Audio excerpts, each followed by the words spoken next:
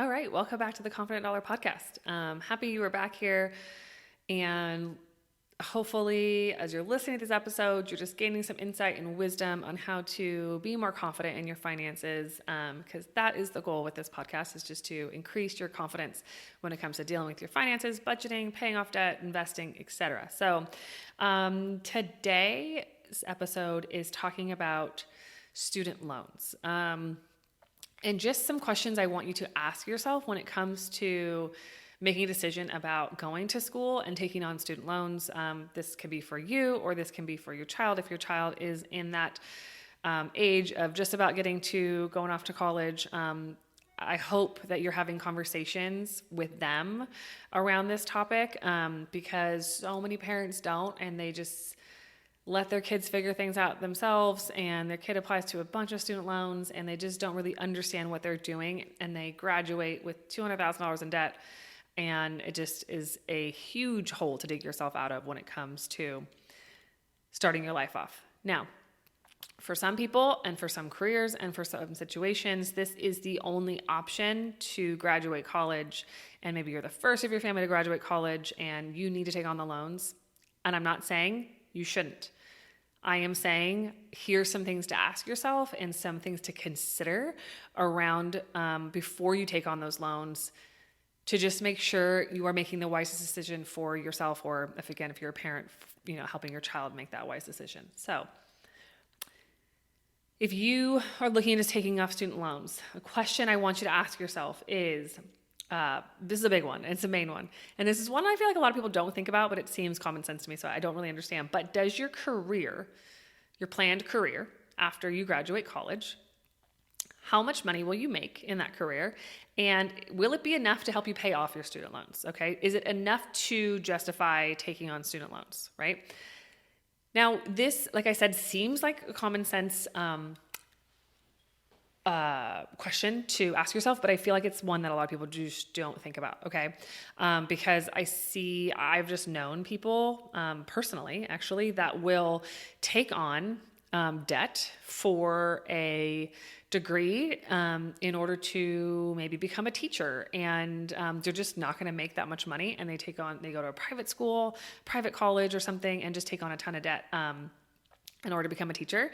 And you're just not going to make a ton of money to help pay. It's going to just take you so long with your, unless you get another job or, work summers and all that kind of stuff, which you can totally do.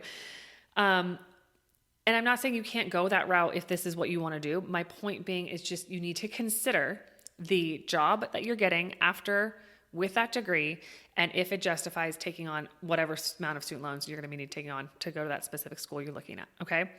Consider that. Ask yourself that question. If you are going to be a doctor, I get it. Like, there's a certain amount of schooling that is required, and it's hard to, get through all of that, paying it as you go.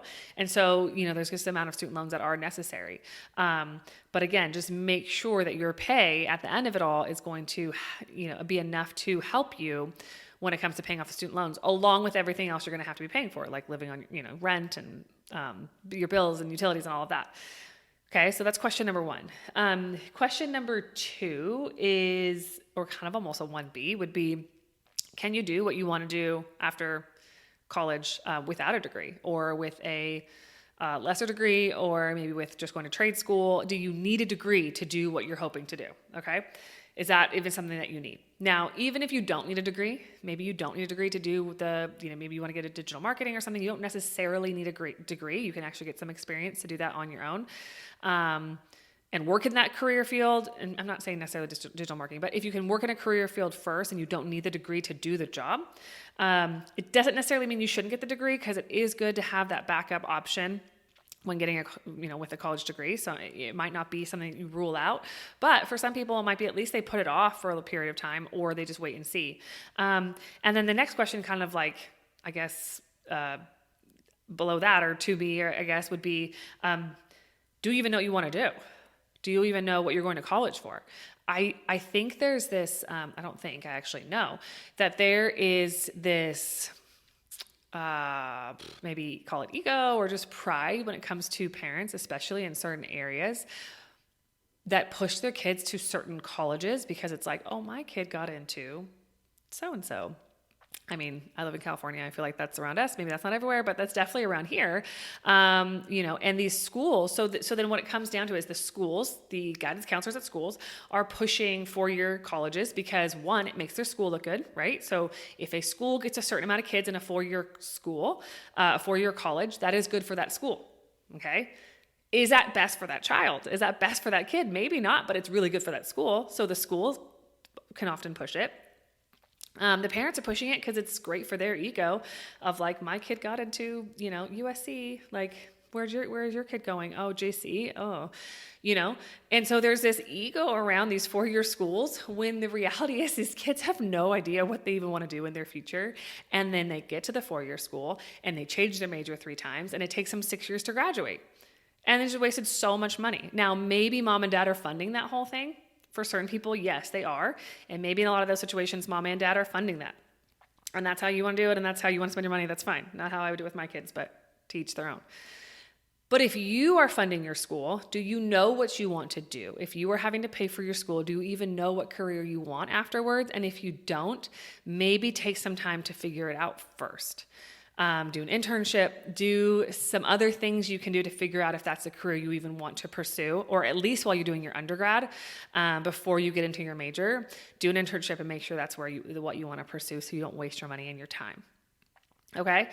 So you're making sure your career is going to make enough money to pay off your student loans, or at least you're asking yourself and you're assessing that, okay? How much you're even going to make.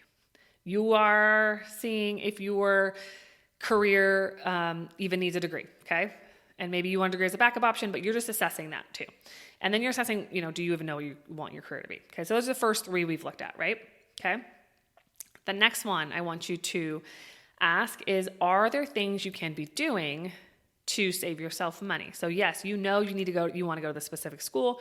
You need a degree for the career you want. You're going to make a decent amount of money. But can you be saving money while you are in college? How are some ways you can be saving money? So way number 1 would be go to a junior college first. In some states, junior colleges are actually free. And so you can save a lot of money by going to junior college first. If you're going to have to be proactive. You have to make sure you stay on track. I do think it's hard in junior colleges, so you can kind of get lost in the system if you're not proactive and you're not really good at making sure you're getting the right classes you need in order to get out of the JC. But a JC could be a really good way to save money on school because you're going to pay way less, and then you can finish at that higher end 4-year school for your actual bachelor's degree, but you started at JC. That's no problem. Looks for grants, look for scholarships. There are so many random scholarships, and it does take some digging and time to figure out, what you can apply for, but apply for some scholarships, academic scholarships. Look at what scholarships you have available. Don't skip that step. And then another one I would say, is actually one that I utilized when I was in school, is to take more units. You can graduate faster and you will save a ton of money. So when I graduated from Vanguard University here in Costa Mesa. My parents paid for a part of my school, I paid for part of my school. They wanted me to have skin in the game, as my parents would say. To be invested in my education, to be a part of paying for it. So I worked to help pay for my school. Now, I noticed, and I actually thought it was kind of interesting that most people did not really consider this, that I went to school with. It was a semester, so I know semesters and quarter schools are different, but I was at a semester school, and your flat, your tuition rate for the semester paid for you to take anywhere between 12 and 18 units.